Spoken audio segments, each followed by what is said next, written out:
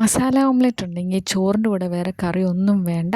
അപ്പോൾ എൻ്റെ ചാനലൊന്ന് സബ്സ്ക്രൈബും ലൈക്കും ചെയ്യുക. വേണ്ട ഇൻഗ്രീഡിയൻസ് 3 ടീസ്പൂൺ എണ്ണ ഒഴിക്കുക ഒരു പാനിൽ. അത് ചൂടാവുമ്പോൾ അതിലോട്ട് 1 ഇഞ്ചിയും 3 വെളുത്തുള്ളിയും കറിവേപ്പിലയും 1 പച്ചമുളകും കൂടെ ഇട്ട് ഒന്ന് വഴറ്റുക. ഒന്ന് സോട്ട് ചെയ്ത ശേഷം ഇതിലേക്ക് ഒരു സവോള അരിഞ്ഞിടുക. അതൊന്ന് ചെറുതായിട്ട് ബ്രൗൺ ആയാൽ മതി.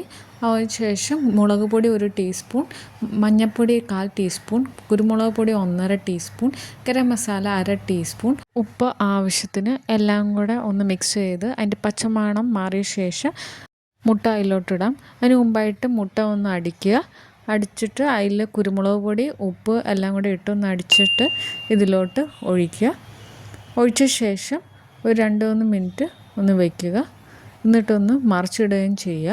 എന്നിട്ട് അതിലോട്ട് മല്ലിയിലയും എല്ലാം കൂടെ ഇട്ട് മറിച്ച് നമുക്ക് സർവിങ് പ്ലേറ്റിലോട്ട് സെർവ് ചെയ്യാം. വളരെ ഈസി ആയിട്ടുള്ള റെസിപ്പിയാണ്. അതുപോലത്തെ ഈസിയുള്ള റെസിപ്പി വേണ്ടവർ എൻ്റെ ചാനൽ ഒന്ന് സബ്സ്ക്രൈബും ലൈക്കും ചെയ്യാൻ മറക്കരുത്.